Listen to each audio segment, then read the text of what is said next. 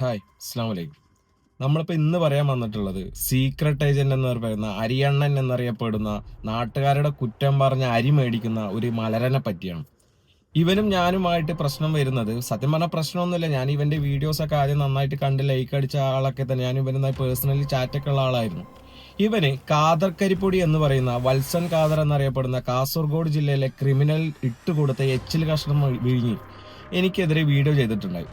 അങ്ങനെ ഇവന്റെ വീഡിയോ ഞാൻ ചെയ്തപ്പോൾ എനിക്ക് സ്ട്രൈക്ക് തരികയും പിന്നെ ഇവനെ ഞാൻ വിളിക്കുകയും സംസാരിക്കുകയൊക്കെ ചെയ്തതിന്റെ പ്രകാരം ഇവൻ അന്ന് എനിക്കൊരു വാക്ക് തന്നിട്ടുണ്ടായിരുന്നു.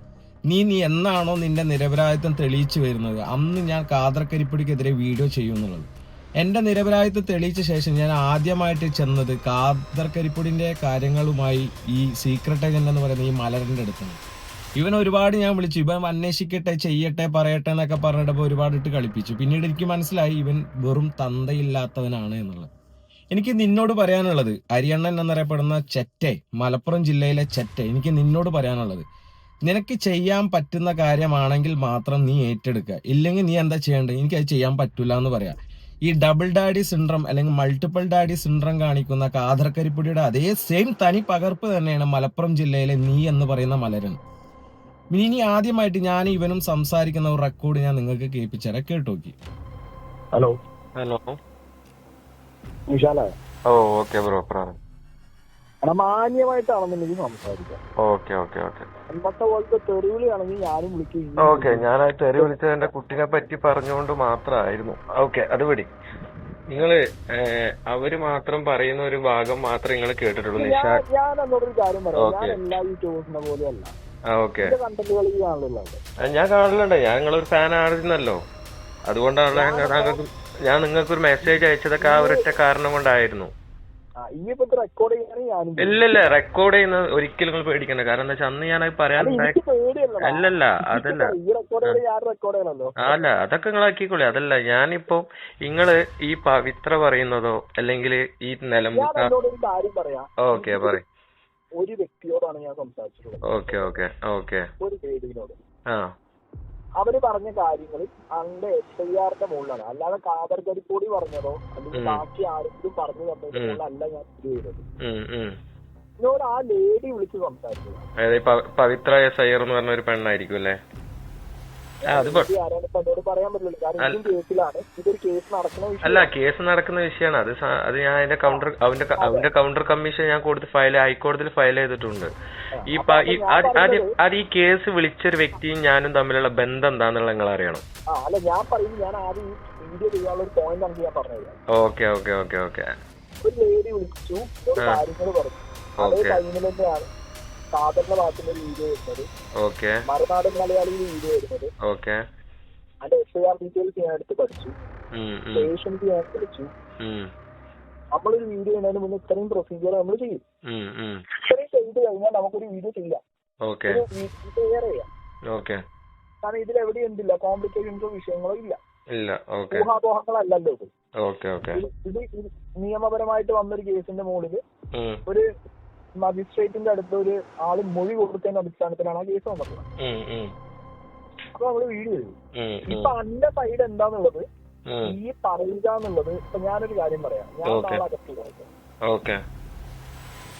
ഞാനൊരാണ് എന്നുള്ളത് എനിക്ക് ഞാൻ എപ്പോഴും സംസാരിക്കുന്ന ഒരു കാര്യമുണ്ട്. എനിക്ക് പുറത്ത് പോണതിന്റെ മുന്നേ അല്ലെങ്കിൽ പുറത്തിറങ്ങിയിട്ട് ഇതിന്റെ ശബ്ദം ചിലപ്പോ ഞാൻ സ്ഥിതിയാണെങ്കിൽ പോലും അത് കേൾക്കാനുള്ള സ്പേസ് കുറവായിരിക്കും. പക്ഷെ നമ്മൾ പറയേണ്ട കാര്യങ്ങൾ കൃത്യമായി പറഞ്ഞ കേൾക്കുന്ന സ്ഥലങ്ങളുമാണ്. പ്രസന്റ് ചെയ്യുന്ന പോലെ പ്രസന്റ് ചെയ്ത കേൾക്കും. അതിനൊരു ഉദാഹരണം ഞാൻ പറഞ്ഞതാ. ഒരു കുട്ടി, ഒരു പയ്യൻ ആത്മഹത്യ ചെയ്തിട്ട് പെൺകുട്ടി ഭയങ്കരമായിട്ട് ഈ കാര്യങ്ങൾ പുറത്ത് പറഞ്ഞ് ആ പയ്യനെ വളരെ മോശമാക്കിയ ഒരു സിറ്റുവേഷൻ. നമ്മളെ ഗാദു എന്ന് പറഞ്ഞൊരു കുട്ടി വീട്ടിലാണ് എന്താണ്ടായേ, ആ പയ്യൻ മരിച്ചത് ഫുൾ റീസൺ ആ പെൺകുട്ടിയാന്നുള്ളതിനൊക്കെ പുറത്ത് വന്നല്ലോ കാര്യം.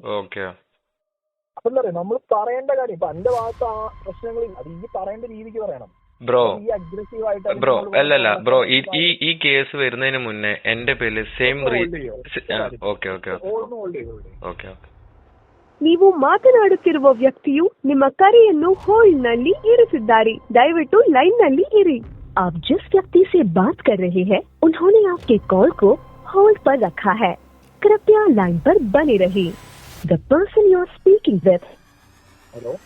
കേൾക്കുന്നുണ്ട് ബ്രോ? കേൾക്കുന്നുണ്ടോ? ഈ കേസ് വരുന്നതിന് മുന്നേ എന്റെ സെയിം റീസണിൽ എനിക്ക് നിലമ്പൂർ കൂടി ഒരു FIR വീണിട്ടുണ്ട്. BNS 64 പ്രകാരം. അത് ആരായിരുന്നു അറിയോ? ഞാൻ നിക്കാഹ് കഴിച്ച പെൺകുട്ടിയായിരുന്നു. ഞാനൊരു മോശമായിട്ടുള്ള ഒരു ബന്ധം കണ്ടുകൊണ്ട് മാത്രമാണ് ആ ബന്ധത്തിൽ നിന്ന് പിന്മാറുക. അവരെ കൂട്ടുപിടിച്ചിട്ട് പവിത്ര S അയ്യർ എന്ന് പറഞ്ഞ് ക്രിയേറ്റ് ചെയ്തുണ്ടാക്കിയ കേസുകൾ മാത്രമാണ് ഇത് എന്റെ പേരിൽ. ഞാൻ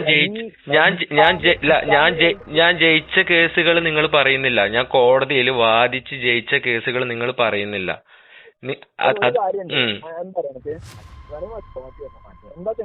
ഞാൻ പറയാം എന്റെ പേരിൽ ഇപ്പൊ BNS കേസ് വന്നു പറഞ്ഞു.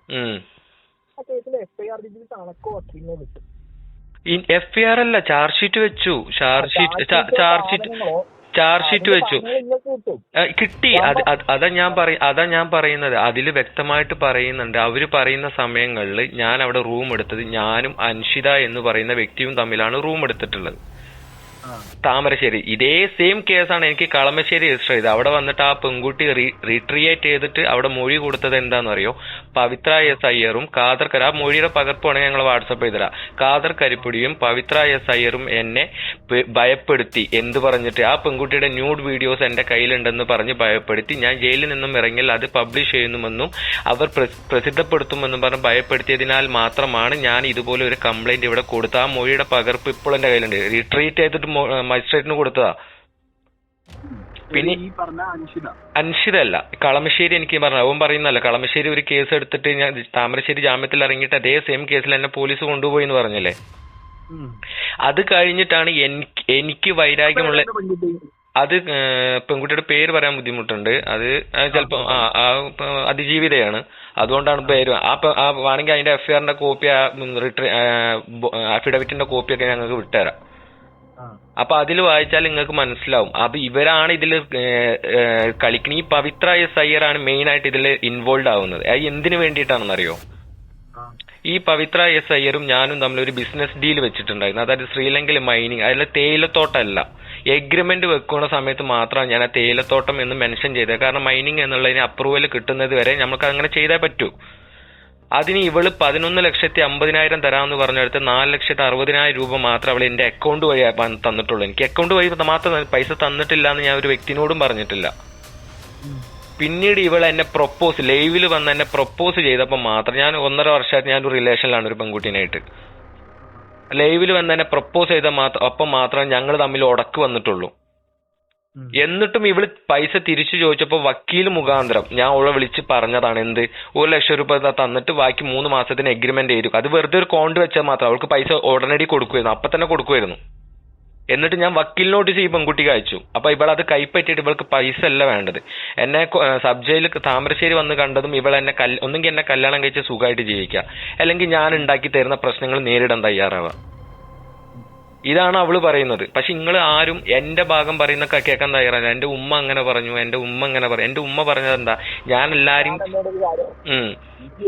ഇറങ്ങിയതിന് ശേഷം പിന്നെ വിളിച്ചിട്ട് ഇപ്പൊ ഞാൻ അനക്ക് മെസ്സേജ് ചെയ്തിട്ടുള്ളതാണ് ഇപ്പൊ ഇങ്ങനെ സംസാരിക്കുന്നത്. ഓക്കെ. അത് ഒന്നാമത്തെ കാര്യം എന്ന് പറഞ്ഞു കഴിഞ്ഞാൽ അപ്പൊ ഞാൻ പറഞ്ഞ വ്യക്തിയുടെ ക്യാരക്ടർ എന്ന് പറഞ്ഞാൽ നമ്മളൊരു കാര്യം ചെയ്തിട്ട് കഴിഞ്ഞാൽ എല്ലാ വർഷവും അറിയണം എന്നുള്ളൊരു വാശിയുള്ളതാണ്. ഓക്കെ.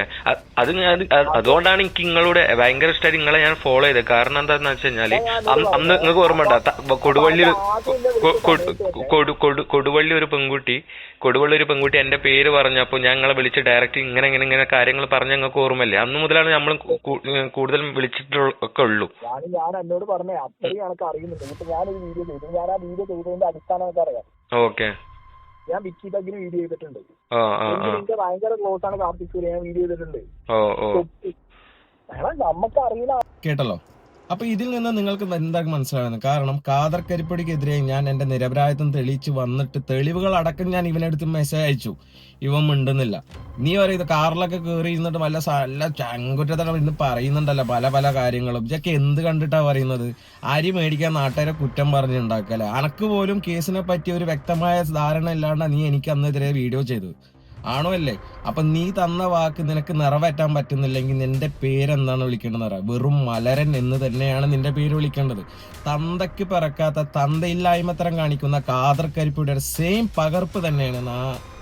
അങ്ങനെ പറയാൻ പാടില്ല. എന്നാലും എന്നെ പറ്റി ഞാൻ അത്രയും പറഞ്ഞില്ലെങ്കിൽ ഇതായിപ്പോലെ. ഇനിയിപ്പോൾ ഞനക്കത് പൊള്ളുന്നുണ്ടെങ്കിൽ കൊണ്ട് ഇതിൽ കണ്ട് തിരികെ വെച്ചോ, അതിന് പാടെ പോയി കേസ് കൊടുക്കുക. അപ്പോൾ ഞാൻ ബാക്കിയുള്ള കാര്യം നോക്കിക്കൊണ്ടു. ഓക്കെ, അപ്പോൾ ശരി, ടാറ്റ.